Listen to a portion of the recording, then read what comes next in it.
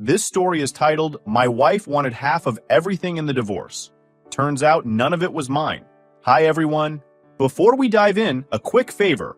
If you enjoy content like this, please hit the subscribe button. It's free, supports the channel, and make sure you never miss out on amazing videos. Alright, let's get started. Hey Reddit, if you'd asked me a year ago, I'd have said my life was as close to perfect as it could get. At 29, I wasn't just coasting through. I was thriving. Born and raised in Miami, I was the only child of a family that had built a real estate empire from scratch. My parents weren't your typical rich folks who threw money around for fun. They worked hard for everything they had, and they made sure I respected that. Growing up, I never had to struggle, but I wasn't handed everything on a silver platter either. My dad made me intern at the bottom of the company when I was still in high school. "You'll earn your seat at the table," he'd say, and he meant it. At the time, I thought it was unfair, watching my friends party while I was filing contracts and shadowing meetings. But now, I get it. My dad didn't just want me to inherit the business, he wanted me to deserve it. By my late 20s, I had moved from shadowing to actually making decisions. I wasn't the CEO yet, but I was running some big projects, and my dad trusted me with more responsibility every day. My mom was just as invested in my future. She handled the company's PR and branding, and she was the first one to suggest I start networking outside of work. That's how I ended up at the art gala, where I met Rachel. Rachel. Even saying her name used to feel like a flex. She was stunning. Like, model-level stunning. Tall, brunette, with this natural elegance that made everyone around her stop and stare. The first time I saw her, she was standing under one of those fancy chandeliers, holding a glass of wine, laughing at something some guy was saying. She looked like she belonged in a movie scene. I was hooked instantly, and apparently, so was she. We started talking, and it felt like we'd known each other forever. She told me she worked in PR, representing fashion brands and influencers, which made sense. She had this way of carrying herself, always put together, always knowing exactly what to say. I remember thinking, this girl's got her life together. We started dating not long after that, and for a while, it felt like I was living in some rom-com. Rachel was everything I thought I wanted. She was smart, funny, ambitious, and she fit right into the lifestyle my family had built. My mom adored her. And my dad? Well, he was a little harder to impress, but even he admitted she was a sharp girl. A year and a half later, I decided to propose. I went all out. Private yacht, roses everywhere, live music. It was over the top, but that's just how I do things. Rachel loved it. She cried, said yes, and immediately started planning the wedding of her dreams. The wedding itself was a spectacle. 500 guests, a venue overlooking the ocean, designer everything. Rachel was in her element. She loved the attention, the cameras, the way everyone fawned over her. I just went along with it, happy to see her happy. At the time, I didn't think twice about the way she soaked up every ounce of praise. It was part of who she was. She loved being seen, and I loved seeing her shine. After the wedding, my parents gifted us a 2-week honeymoon in Bora Bora. If you've never been, let me just say, it's like stepping into a postcard. Overwater bungalows, clear blue water, palm trees swaying in the breeze. Our villa had an infinity pool, glass floors where you could see fish swimming beneath, and a private deck where we could just sit and take it all in. It was paradise, plain and simple. The first few days were everything I hoped they'd be. We snorkeled, explored the island, and ate like royalty. Rachel was glued to her phone most of the time, snapping photos and posting them online. She was all about the aesthetic, the hashtags, the perfect couple vibe. I didn't mind. It was her thing, and honestly, I liked showing her off. She looked incredible in every picture, and it felt good to know the world saw what I had. One night, we had this insane dinner on the beach. They set up a table right by the water with candles everywhere and a private chef cooking for us. Rachel wore this stunning dress that flowed in the wind, and for a moment, I just sat there thinking, this is it. This is everything I've ever wanted. She looked up from her phone, she'd been posting obviously, and smiled at me. You know, she said, we're basically everyone's couple goals right now. I laughed, but there was something in the back of my mind that felt off. It was small, barely a blip, but it was there. Like, she was more excited about what people thought of our honeymoon than the actual honeymoon itself. I brushed it aside, telling myself I was overthinking. After all, wasn't this exactly what I wanted? A wife who turned heads, a life that looked like it belonged in a magazine, a future that was as bright as the Bora Bora sun? Everything about the honeymoon seemed perfect. I mean, how could it not? We were in freaking Bora Bora. It was the kind of place where they knew your name the second you walked in and would bring you anything you wanted without you even asking. But as the week went on, little things started to pop up that didn't sit right with me. Nothing major, just enough to make me pause for a second, you know? Like Rachel was spending way more time on her phone than I expected. I know that sounds dumb to even notice, but it was weird. We'd be sitting on the deck, looking out at the water, and instead of talking or soaking it all in, she'd be glued to her screen. She'd be texting, scrolling, or editing photos for Instagram. At first, I thought maybe she was just excited to share the trip with her friends. She'd post these long captions like, "Feeling so blessed to be spending forever with the love of my life," or "Pinch me, I must be dreaming. Why your honeymoon goals?" People ate it up, of course. Every post got a ton of likes and comments, and Rachel loved it. But after a while, it started to feel like the honeymoon wasn't even about us. It was about how good it looked to everyone else. One afternoon, I tried to bring it up casually. We were lounging by the pool, and she was sitting there with her phone in one hand and a frozen drink in the other. I leaned over and said, "You know, this place is even better if you look at it with your own eyes instead of through a screen." She laughed it off like she always did. "Come on, babe. Don't be such a grump. People love seeing what we're up to. It's cute." "Yeah, I get it," I said. "But maybe we could just put the phones down for a bit? It's our honeymoon after all." She sighed, rolled her eyes, and put her phone face down on the table. "Fine. Happy now?" she said, in that joking but not really tone. I let it go because I didn't want to argue, but something about her reaction rubbed me the wrong way. I wasn't trying to ruin her fun. I just wanted to feel like we were actually together. Then there was this thing with the staff. Rachel was super chatty with everyone who worked at the resort. Like, overly friendly. Now, don't get me wrong. I'm not one of those guys who gets jealous every time his wife talks to another guy. But with Rachel, it was different. She wasn't just polite. She was flirty. She'd laugh a little too hard at their jokes, compliment their accents, and ask way more questions than seemed normal. The first time I noticed it, we were at the beach bar. The bartender, this young guy with a thick French accent, was mixing her a cocktail. Rachel leaned over the counter, smiling, and said, "Wow, you're so good at that. Have you been doing this for long?"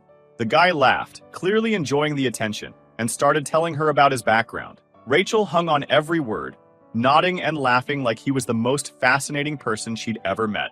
I just sat there, sipping my drink, feeling like a third wheel. After we walked away, I said, "You seem to be hitting it off with the bartender." She grinned. "Oh, stop. I was just being friendly. You're not jealous, are you?"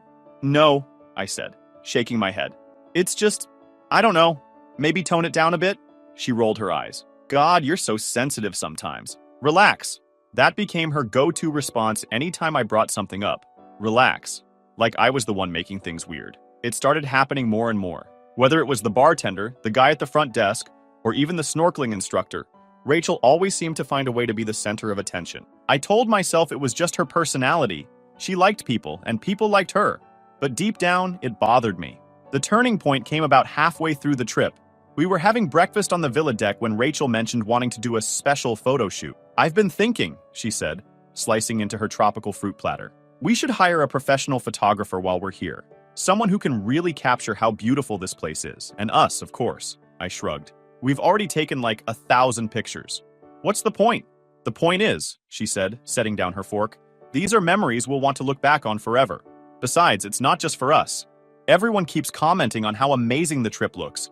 It'd be nice to have some professional shots to post." I raised an eyebrow. "You mean for Instagram?" "Don't be like that," she said, rolling her eyes. "It's not just for Instagram. It's for us too." I wasn't thrilled about the idea, but I didn't want to argue. "Fine," I said. "If it makes you happy, go for it." That afternoon, Rachel went down to the resort office to book the session. She came back an hour later, all smiles. "I found the perfect guy," she said. "His name's Marco. He's done shoots for a bunch of influencers who've stayed here. He's super talented." "Great," I said, not really paying attention. I figured it was just another one of Rachel's things, something she wanted to do to make the trip feel more special. At the time, I didn't think it was a big deal. This is where it all started falling apart. Right after this first photo shoot we did with Marco, I could see it coming. But what I didn't realize was how far she'd take it. The day everything unraveled started like any other. Rachel mentioned she was heading out for a solo shoot with Marco. "He has this vision for a sunset series," she said, tying up her hair. "It's going to be gorgeous." I didn't think much of it at the time. We'd already done one photo shoot with him earlier in the week, and she wouldn't stop raving about how talented he was. She even joked about hiring him for other trips in the future. Whatever makes her happy, I thought. Besides, I figured this gave me a chance to relax alone, maybe hit the pool. I wasn't exactly dying to sit around watching Rachel pose for hours. She left around late afternoon, and I didn't see her again until after sunset.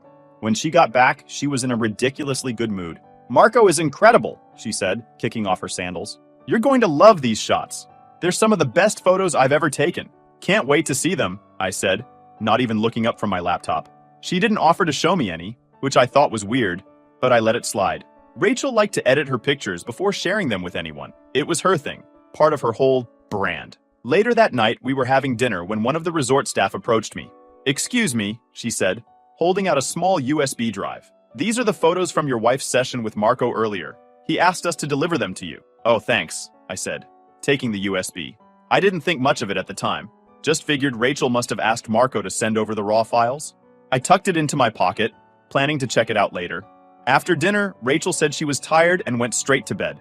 I stayed up, scrolling through my phone and sipping on a soda, and eventually remembered the USB. I grabbed my laptop, plugged it in, and started going through the files. At first, it was exactly what I expected. Rachel in a flowy dress, posing on the beach, the sunset behind her. The shots were stunning, no doubt. Marco knew what he was doing, and Rachel looked incredible in every frame. But as I kept scrolling, something caught my eye. A photo that didn't quite fit with the others. It was Rachel, but she wasn't posing. She was sitting on a lounge chair, laughing at something, or someone, just out of frame. The angle was casual, almost candid, like it wasn't meant to be part of the shoot. I frowned, clicking to the next picture, then the next, and the next. Each shot got worse. The laughing turned into leaning, the leaning turned into touching, and then came the photo that made my stomach drop. Rachel, mid-kiss with Marco, his hand on her waist. It wasn't some quick peck either. It was intimate, full-on making out. I froze, my heart pounding in my chest. I couldn't believe what I was seeing. This couldn't be real, right? Maybe it was a weird angle, a misunderstanding. But as I scrolled further, the pictures made it clear there was no misunderstanding. There were more shots of them kissing, laughing, and even some where they were clearly undressing. My wife, on our honeymoon, with some random resort photographer. The last few pictures were explicit, the kind of thing I never thought I'd have to see. Rachel, topless in what looked like our villa, with Marco standing behind her, his hands all over her. It wasn't just betrayal, it was a slap in the face. She didn't even have the decency to sneak around somewhere private. She was doing this in the same place we were supposed to be building memories as newlyweds. I sat there for what felt like hours, staring at the screen, trying to wrap my head around it. My brain kept cycling through the same question. Why? How could she do this? What the hell was I supposed to do now? Eventually, I shut the laptop and just sat there in silence. My hands were shaking and I could feel the rage building in my chest, but I didn't want to wake her up. Not yet. I needed time to think, to figure out how to handle this. Blowing up in the middle of the night wasn't going to solve anything. The next morning, Rachel woke up acting like everything was fine. She was her usual chipper self, chatting about breakfast and asking if I wanted to plan a day of snorkeling. I could barely look at her. Every time I did, all I could see were those pictures. She must have noticed something was off because she eventually asked, "Are you okay? You've been really quiet today." "I'm fine," I said, forcing a smile. "Just tired." She didn't push it, which honestly made me angrier. If the roles were reversed, I'd be asking 100 questions, trying to figure out what was wrong. But Rachel? She didn't seem to care. She was too busy texting on her phone, probably planning her next post. That night, after she went to bed, I looked through the photos again. This time, I paid closer attention to the timestamps. The first set of explicit photos wasn't from the shoot she'd done that day. It was from 2 days earlier. That meant this wasn't a one-time thing. This wasn't some spur-of-the-moment lapse in judgment. Rachel had been sneaking around with Marco for days. And the worst part? I had no idea how far it went. Were there more photos I hadn't seen? Did they hook up while I was sleeping? Or when I was off doing something else? My mind was racing with possibilities, each one worse than the last. I didn't sleep at all that night. I kept replaying everything in my head. Rachel's weird behavior, the way she laughed a little too hard at Marco's jokes, how she'd been glued to her phone since we got here. All the little red flags I ignored were flashing neon now. I knew I had to confront her. This wasn't something I could ignore. Rachel thought she was untouchable, that she could lie to my face and get away with it. She had no idea what was coming. The next morning, I woke up with a plan. Rachel was already up by the time I got out of bed. She was sipping coffee and scrolling on her phone like nothing was wrong. I could feel my blood boiling just looking at her, but I forced myself to stay calm. I walked out and joined her, pretending everything was fine. "Morning," I said, grabbing a cup of coffee for myself. "Good morning," she chirped, smiling like she didn't have a care in the world. "I was thinking we could do that couple's paddleboarding thing today. Doesn't that sound fun?" "Yeah, maybe," I said, keeping my tone neutral. "By the way, I got the photos from your shoot yesterday. The resort dropped off a USB last night." Her face froze for just a split second, so quick that if I hadn't been looking for it, I might have missed it. But I saw it. "Oh, really?" she said, recovering almost instantly. "That's great. Marco's work is amazing, isn't it?" "Yeah, it's interesting," I said, taking a sip of coffee. "You didn't mention you were doing, some extra poses." She laughed nervously. "What do you mean?" I set my mug down and looked her dead in the eyes. "Why don't you tell me what you were really doing yesterday? Or better yet, the day before that too." Her smile faltered. I don't know what you're talking about." "Cut the crap, Rachel," I said, my voice sharper now. "I saw the photos. All of them." Her face turned pale. For a moment, she didn't say anything, just stared at me like a deer caught in headlights. Then she tried to backpedal. "Wait, what photos? Are you talking about the ones Marco sent? There must be some kind of mistake." "There's no mistake," I snapped, pulling out my phone. I'd copied the photos onto it the night before, just in case.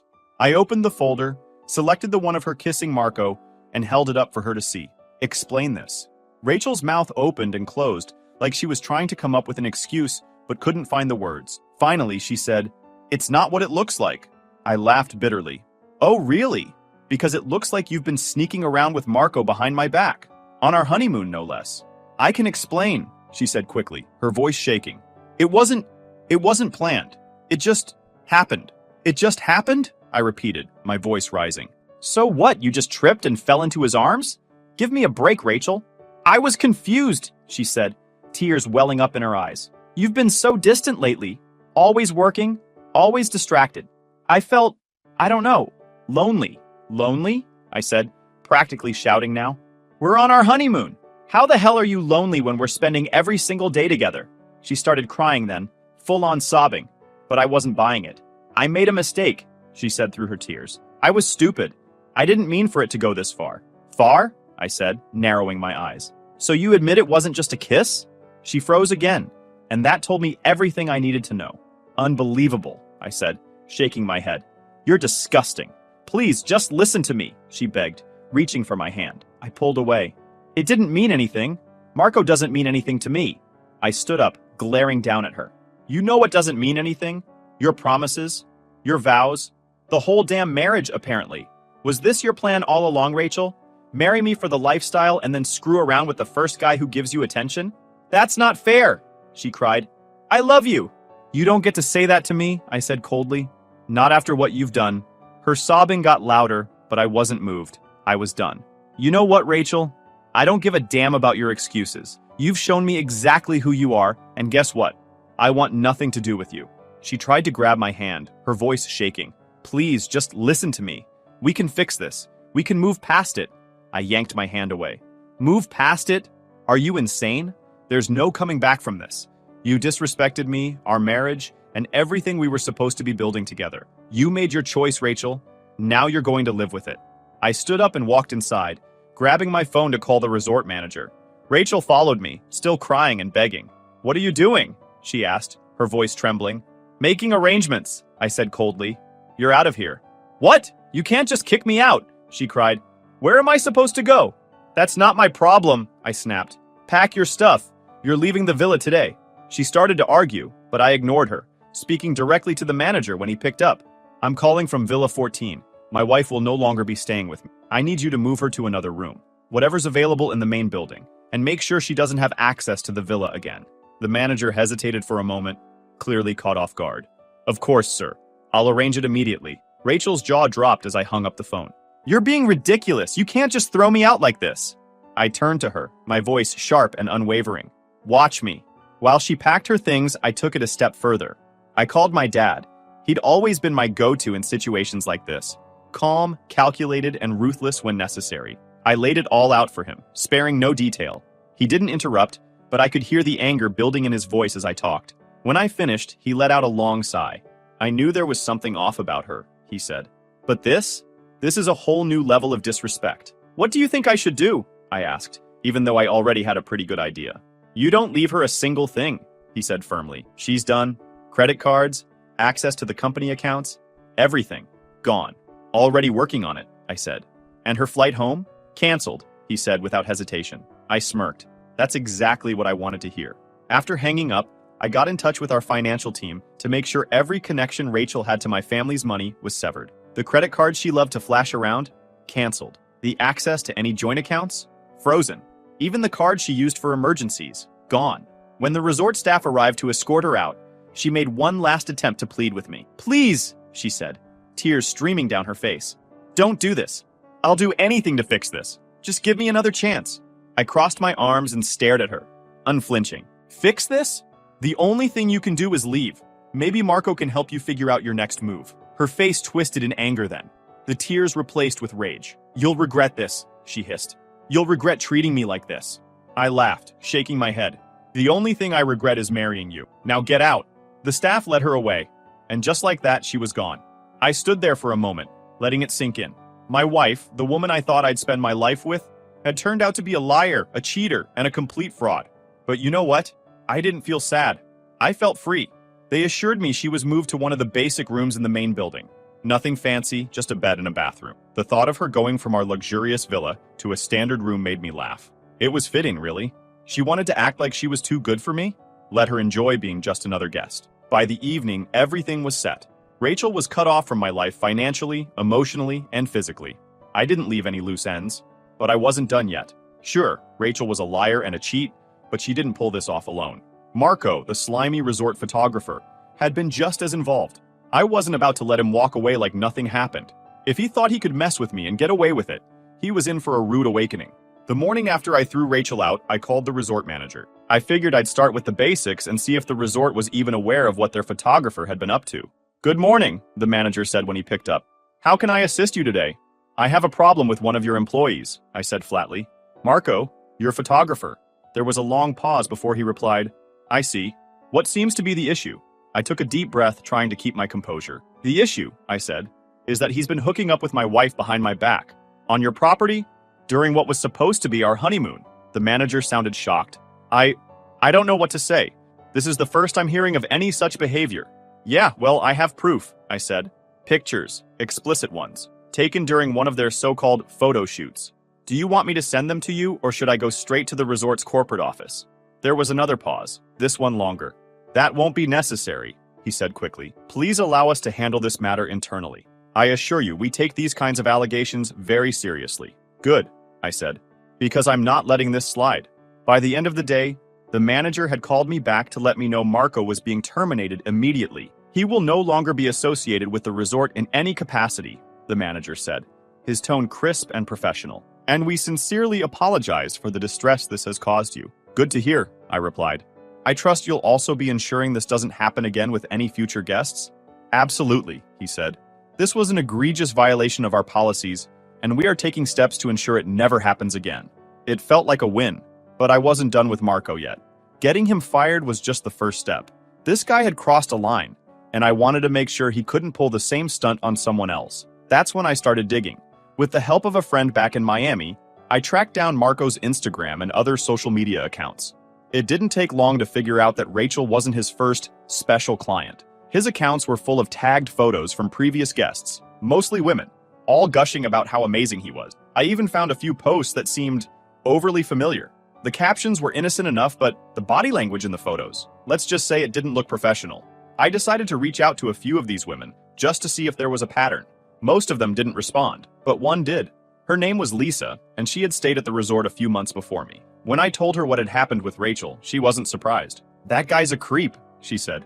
He kept flirting with me during our shoot, and at one point, he even suggested we do some boudoir-style photos. I shut it down immediately, but it was super uncomfortable. Lisa's story gave me exactly what I needed to take things further. I sent her screenshots of Marco's social media posts and asked if she'd be willing to share her experience with the resort's corporate office. She agreed, and within a few days, we had a small but damning collection of testimonies from other women Marco had worked with. I forwarded everything to the resort's corporate headquarters, along with a formal complaint detailing my experience. It didn't take long for them to respond. The head of guest relations called me personally, apologizing profusely and assuring me they were conducting a full investigation. But I wasn't done yet. I wanted Marco to feel the consequences of his actions outside the resort too. Using the same evidence I'd gathered, I reached out to a few travel review sites and forums where people talked about their experiences with high-end resorts. I didn't name the resort itself. I didn't want to ruin their reputation, but I made sure Marco's name was out there. The story gained traction quickly. People started sharing it on social media, and before long, Marco's personal accounts were flooded with comments calling him out. It wasn't just about me anymore. It turned out I wasn't the only one who had been affected by his sleazy behavior. Other women started coming forward, sharing their own stories of how he had crossed the line during photo shoots. By the end of the week, Marco had deleted all of his social media accounts. His reputation in the travel photography world was ruined, and as far as I could tell, he was done professionally. Good riddance. Meanwhile, Rachel tried to act like none of this was her fault. She texted me a few days after Marco got fired saying, "I can't believe you got him fired. That's so extreme." I didn't bother replying. She still didn't get it. She thought she could cheat on me, humiliate me, and walk away without any consequences. But that wasn't how this was going to go. Not for her, and definitely not for Marco. I thought I'd be done with her drama. I'd made it clear that we were over, that there was no coming back from what she'd done. But Rachel wasn't ready to let go. Over the next few days, she kept trying to get to me. Texts, voicemails, showing up at the villa unannounced. It was a constant barrage of excuses, apologies, and attempts to twist the situation in her favor. The first time she showed up, it was early evening, just after I'd returned from a swim. I was sitting on the villa deck, enjoying the peace and quiet, when I heard her yelling from outside the gate. "You can't ignore me forever!" she screamed. "We need to talk!" I stood up, walked over to the gate, and stared at her through the bars. Her hair was a mess, her makeup smudged, and she looked like she hadn't slept in days. "Go back to your room, Rachel," I said coldly. "There's nothing to talk about." "Please," she begged, her voice cracking. "I made a mistake. I wasn't thinking clearly. I love you, okay?" I shook my head, laughing bitterly. "You don't love me. You love what I can give you." "That's not true," she snapped, her face twisting with anger. "I married you because I love you. You're the one who's throwing everything away." "I'm throwing everything away?" I said, raising an eyebrow. "Rachel, you're the one who destroyed this marriage, not me. And now you're dealing with the consequences." She started crying again, her voice desperate. "Please, just let me come back to the villa. We can talk about this. We can figure it out." "No," I said firmly. "You're done here. And if you don't leave now, I'll call security to escort you back to your room." She glared at me, her tears suddenly gone. "You're going to regret this," she hissed. "You can't just throw me away like trash." I didn't bother responding. I turned around, walked back inside, and closed the door behind me. That was the last time I spoke to her in Bora Bora. When it was time to leave, I booked myself an earlier flight back to Miami. Rachel, of course, was still trying to reach me, but I ignored every text and call. I wanted nothing to do with her. But while I was focused on getting away from her, Rachel was busy flipping the story. By the time I landed in Miami, I'd started hearing whispers from mutual friends. Rachel was telling everyone that I was the one who ruined the honeymoon. According to her, I was controlling, distant, and even emotionally abusive. She painted herself as the victim, saying I'd abandoned her in Bora Bora and cut her off without warning. Her biggest move was going to her parents. Of course she wanted someone to pay for her flight home. They were wealthy enough to help her, but nowhere near the level of my family. Rachel had told them some sob story about how I'd mistreated her, and then left her stranded overseas. Of course they believed her. Why wouldn't they? She was their golden child. But Rachel underestimated one thing. I wasn't about to let her get away with it. The first thing I did when I got back to Miami was meet with my lawyer, James. I gave him every piece of evidence I had.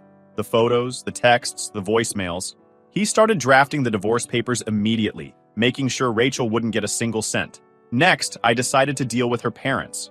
Rachel thought she could use them as her safety net, but she didn't realize how quickly I could pull the rug out from under her. I called her father directly and asked to meet in person. He sounded wary, but agreed. We met at a coffee shop downtown. He looked uncomfortable, shifting in his seat as I sat down across from him. "I'm not sure what this is about," he said, his tone defensive. "It's about your daughter," I said, pulling out my phone. "She's been lying to you." Before he could say anything, I showed him the photos. His face turned pale as he scrolled through the images of Rachel with Marco. This can't be real," he stammered. "Oh, it's real," I said flatly. "She cheated on me during our honeymoon, and then lied to you about what happened." She's been trying to spin this whole thing as my fault, but as you can see, that's not the case.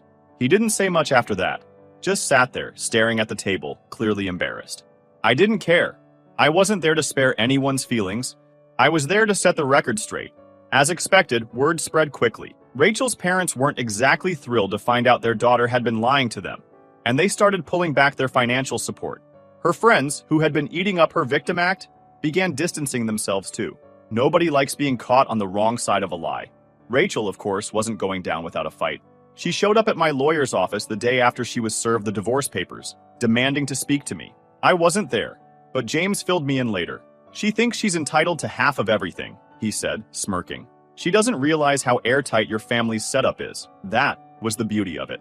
Every major asset, our home, the cars, even the accounts she thought were ours, was under my parents' name. Rachel had no legal claim to any of it, and with the evidence of her infidelity, even her argument for spousal support was dead in the water. When Rachel finally realized this, she was livid. She called me, screaming into the phone about how unfair it was. "You're such a coward," she yelled. "You had everything in your parents' name so I wouldn't get anything. That's disgusting." "No, Rachel," I said calmly. "What's disgusting is cheating on your husband and then playing the victim. You wanted independence, remember? Well, now you've got it. Enjoy." She tried to argue, but I hung up. I didn't need to hear anything else. Rachel was officially defeated, and there was nothing she could do about it. The divorce was finalized within a few months. Rachel walked away with nothing. No money, no assets, not even sympathy from the people she thought would support her. Meanwhile, I moved on with my life, focusing on my work and my family. Looking back, I don't regret how I handled it. Rachel made her choices, and she paid the price. As for me, I came out stronger, smarter, and with a clearer picture of what I truly deserve.